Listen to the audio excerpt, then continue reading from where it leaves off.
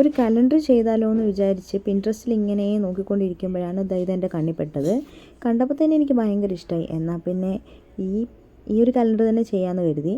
അപ്പോൾ ഞാനിത് ആദ്യം ഒരു സാധാ പേപ്പറിലേക്ക് വേണ്ട ഡിസൈൻ വരച്ചെടുത്തു. എന്നിട്ട് അത് നമുക്ക് കലണ്ടർ ഉണ്ടാക്കാൻ വേണ്ടിയിട്ടുള്ള ഒരു പേപ്പറിനകത്തോട്ട് ഞാൻ വീണ്ടും അത് വരച്ചെടുത്തു. എന്നിട്ട് അതിനകത്ത് ഫ്ലവറും കൂടിയിട്ട് വരച്ചു. എന്നിട്ട് ഇത് ഇതുപോലെ കളർ ചെയ്തു. കളർ ചെയ്ത് കഴിഞ്ഞപ്പോൾ എനിക്ക് ഓക്കെ ആയിട്ട് തോന്നി. പക്ഷേ കട്ട് ചെയ്യുമ്പോൾ കുറച്ച് കഷ്ടമായിട്ടായിരുന്നു തോന്നിയത്. എന്നാലും ഞാൻ 12 എണ്ണവും അങ്ങനെ സക്സസ്ഫുള്ളായിട്ട് ഞാൻ കട്ട് ചെയ്തെടുത്തു. എന്നിട്ടിങ്ങനെ വെച്ച് നോക്കിയപ്പോൾ എനിക്ക് ഭയങ്കര ഇഷ്ടമായി. നല്ല രസമുണ്ടായിരുന്നു. നിങ്ങളൊന്ന് നോക്കിയാൽ നിങ്ങൾക്ക് ഇഷ്ടപ്പെട്ടോന്ന്. അതുപോലെ തന്നെ പിന്നെ മന്ത് എഴുതണം, അതുപോലെ ഡേറ്റ് എഴുതണം. അപ്പോൾ ഞാൻ ഇതുപോലെ മന്ത് എഴുതിക്കൊണ്ടിരിക്കുകയാണ്. 12 മാസത്തിലും 12 കാലിഗ്രഫി ആയി പോകുമെന്നുള്ള പേടിയുണ്ടായിരുന്നു. അതുകൊണ്ടാണ് ഞാൻ സിമ്പിളായിട്ട് തന്നെ എഴുതാമെന്ന് വിചാരിച്ചത്.